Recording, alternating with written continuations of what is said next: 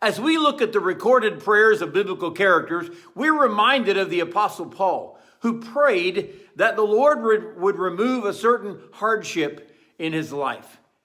Good morning, this is Pastor Ernie Lewis of the Blue Point Church in Sisney, Illinois, with your thoughts for Wednesday.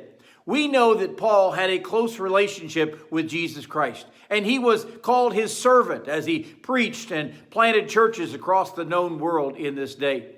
But what happens when one of God's servants runs into a difficulty or he faces a real hardship? Well, Paul tells us about it in 2 Corinthians chapter 11, verse 7.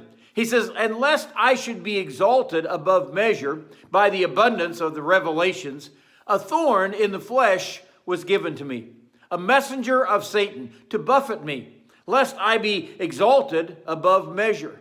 Concerning this thing, I pleaded with the Lord 3 times that it might depart from me.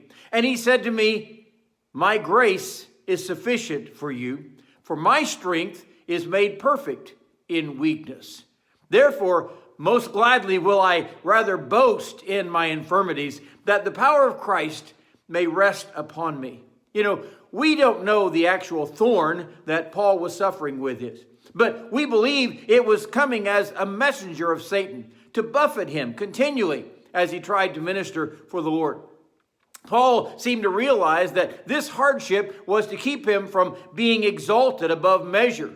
After all, he had just boasted about the visions that he had been able to see, heavenly visions, and told the people about it. But this thorn became such a hardship, the pain or the difficulty was more than he could bear. So he begged the Lord to remove or let this thorn depart from him. He actually testifies here that he prayed that this would happen 3 different times. Now, I suppose that each was actually a season of prayer for this to be removed from him. Perhaps Paul was heartbroken or disappointed that it seemed like God was not listening to his prayer, or at least was not responding to the first and the second prayer that he pleaded.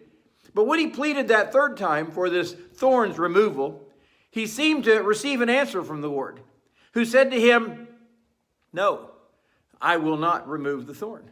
He said, "You see, my grace is sufficient for you, for my strength is actually made perfect in your weakness." The Lord has more need of our weakness than for our strength. Oftentimes, our strength becomes his rival, to tell you the truth. When we realize that our weakness, it calls for us to draw upon his resources. That only calls for our complete dependence. Not only that, it shows forth his glory when we trust in him. So Paul said, "Therefore, most gladly I will rather boast in my infirmities, that the power of Christ may rest upon me." So I will actually take pleasure in persecution, infirmities, this thorn, because I know that it brings out the grace of God in my life. And he concludes, "When I am weak, then I am made strong by his power." Wow.